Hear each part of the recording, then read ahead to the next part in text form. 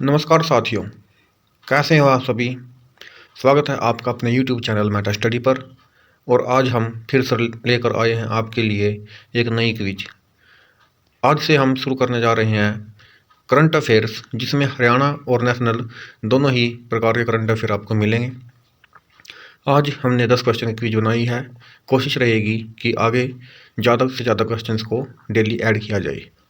आइए शुरू करते हैं। पहला क्वेश्चन, आशिता पंघाल, जिनका सिलेक्शन 65वीं नेशनल शूटिंग चैंपियनशिप के लिए हुआ है, किस गांव की रहने वाली हैं।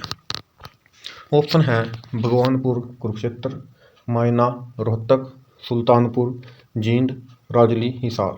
इस क्वेश्चन का सही आंसर है ऑप्शन 2 मायना रोहतक। ये आपको जरूर याद रखना है, आने वाले वक्त में बहुत इंपॉर्टेंट वाला क्वेश्चन हो सकता है कि आशिता पंघाल का जो सिलेक्शन हुआ है वह 65वीं नेशनल शूटिंग चैंपियनशिप के लिए हुआ है और वे रोहतक की मायना गांव की रहने वाली है। अगला प्रश्न है, निम्नलिखित में से किस स्थान को लेकर हरियाणा का हिमाचल प्रदेश के साथ सीमा विवाद है। यह प्रश्न राज्यसभा और लोकसभा में कई बार रखा जा चुका है। पूरे भारत में लगभग 8 राज्यों के जोड़े ऐसे हैं जिनका आपस में किसी न किसी प्रकार का सीमा पर विवाद है। इसी प्रकार का सीमा विवाद हरियाणा और हिमाचल प्रदेश के बीच में भी है और ये बहुत इंपॉर्टेंट प्रश्न है और ये स्पेशल प्रश्न है, ये आपको हर एक जगह नहीं मिलेगा। तो इस क्वेश्चन में जो ऑप्शन दिए गए हैं वो हैं option 1 Baddi, option B Pinjore, option C कालका और ऑप्शन डी परवाणु। तो इस प्रश्न का सही उत्तर है परवाणु। हिमाचल और हरियाणा प्रदेश के बीच सीमा पर लगते हुए परवाणु नामक स्थान, जो कि इस वक्त हिमाचल के दायरे में आता है, उसको लेकर हरियाणा और हिमाचल प्रदेश के बीच में सीमा पर विवाद छिड़ा है। अब चलते हैं अगले प्रश्न की तरफ। जेनेटिकली मॉडिफाइड सरसों की नई वैरायटी का हाल ही में परीक्षण किया गया है, उसका क्या नाम है। जेनेटिकली मॉडिफाइड वो क्रॉप्स होती हैं जिनमें रिकम्बिनेंट डीएनए टेक्नोलॉजी की सहायता से जो है नए जीन जो हैं ऑर्गेनिजम्स में डाले जाते हैं, जिससे कि वह जेनेटिकली मॉडिफाइड यानी कि जीएम क्रॉप बन जाती है।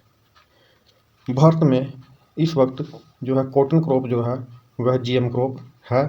बाकी एक बार बीटी ब्रिंजल यानी कि बैंगन का भी टेस्ट हुआ था, लेकिन एथिकल इश्यूज की वजह से उसको बैन कर दिया गया था।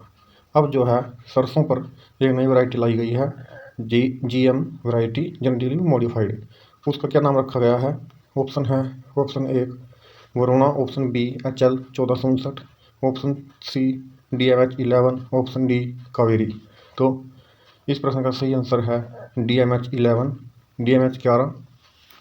Indian council of agriculture research इस काम को कर रही है और ये नई वैरायटी जो रखी गई है इसका भी हाल ही में परीक्षण हुआ है और इसका नाम है DMH 11।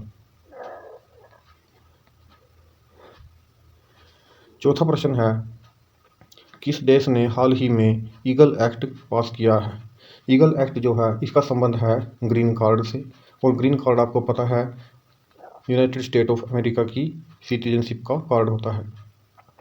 तो इस प्रश्न का सही उत्तर है USA, United states of America ने ईगल एक्ट पास किया है, ताकि इस एक्ट के तहत ये किया गया है कि अगर आपको ग्रीन कार्ड चाहिए यानी कि सिटीजनशिप चाहिए अमेरिका की, तो अब किसी देश के लिए कोटा नहीं रखा गया है, बल्कि उसकी योग्यता के आधार पर अब सिटीजनशिप लोगों को दी जाएगी।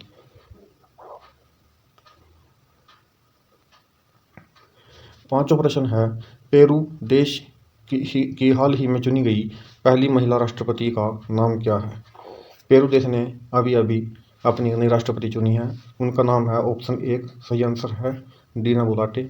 और उससे पहले जो प्रेसिडेंट थे कैस्टिलो, उनका इस्तीफा अभी अभी मंजूर हुआ है और नई राष्ट्रपति जो हैं बन गई हैं डीना बुलाटे, जो कि पेरू की पहली महिला राष्ट्रपति हैं। छठा प्रश्न है, विश्व बैंक की रिपोर्ट के अनुसार कौन सा देश वर्ष 2022 में $100 बिलियन रेमिटेंस प्राप्त करने वाला देश बन जाएगा। रेमिटेंस किसको बोलते हैं। रेमिटेंस बोलते हैं उस पैसे को जो भारत के लोग बाहर जाकर भारत में भेजते हैं, या फिर किसी भी एक देश के लोग दूसरे देश में जाकर जो पैसा कमाते हैं उसको वापस भेजते हैं, उसको रेमिटेंस बोला जाता है। तो ऑप्शन यहाँ पर दिए गए हैं चीन, अमेरिका, भारत और जर्मनी। इस क्वेश्चन का सही आंसर है भारत। वर्ल्ड बैंक की रिपोर्ट के अनुसार 2022 में भारत दुनिया का पहला ऐसा देश बन जाएगा जिसमें कि $100 बिलियन का रेमिटेंस प्राप्त होगा। 7वां प्रश्न है, उच्च न्यायालय में एड हॉक जजों की नियुक्ति संविधान के किस अनुच्छेद के तहत की जाती है? एड हॉक जज होते हैं जो कि कुछ टाइम के लिए कॉन्ट्रैक्ट बेस पर रखे जाते हैं, 1 साल या 2 साल के लिए, जब पेंडिंग केसेस ज़्यादा हो जाते हैं। तो इस प्रश्न में ऑप्शन दिए गए हैं। Option A 124A, 125, 224A, 226। इस प्रश्न का बिल्कुल सही उत्तर है ऑप्शन 3। 224A के तहत सुप्रीम कोर्ट या हाई कोर्ट में, सॉरी यहाँ पर सिर्फ हाई कोर्ट की बात हो रही है और ये आर्टिकल सिर्फ हाई कोर्ट से रिलेटेड है। हाई कोर्ट में एड हॉक जजों की नियुक्ति संविधान के आर्टिकल 224A के तहत होती है। 8वां प्रश्न, भारतीय अनुसंधान संस्थान मद्रास यानी कि IIT मद्रास के वैज्ञानिकों ने एक समुद्र तरंग ऊर्जा परिवर्तक सी वेव एनर्जी कन्वर्टर जो समुद्र की लहरों से बिजली बना सकता है, इसका क्या नाम रखा गया है? इस प्रश्न का सही उत्तर है ऑप्शन 4। इसका नाम रखा गया है सिंधुजा 1। अगला प्रश्न, अंतर्राष्ट्रीय सिविल एविएशन दिवस 2022 की थीम क्या रखी गई है? और इसमें जो 4 ऑप्शन दिए गए हैं इनमें से सही आंसर है option C, advancing innovation for global aviation development, यानी कि वैश्विक विमानन विकास में बढ़ता नवाचार। आपको जरूर याद रखना है, बहुत ही इंपॉर्टेंट प्रश्न है और ये थीम आपको जरूर याद रखनी है अपने आने वाली एग्जामिनेशन के लिए। आज की क्विज का आखिरी प्रश्न है, शीर्ष स्वरक्षा कंपनी की सूची में हिंदुस्तान एरोनॉटिक्स लिमिटेड का स्थान क्या है? इस प्रश्न का सही उत्तर है ऑप्शन बी, 42वीं सूची पर भारत एरोनॉटिक्स लिमिटेड आई है। और आपकी जानकारी के लिए बता दें कि बेल कंपनी जो है वो भी सूची में शामिल है और उसका रैंक है 63rd। ये भी आपको ज़रूर याद रखना है। आज के लिए इतना ही काफ़ी है। अगली क्विज लेकर मैं कल आपके सामने फिर पेश रहूँगा।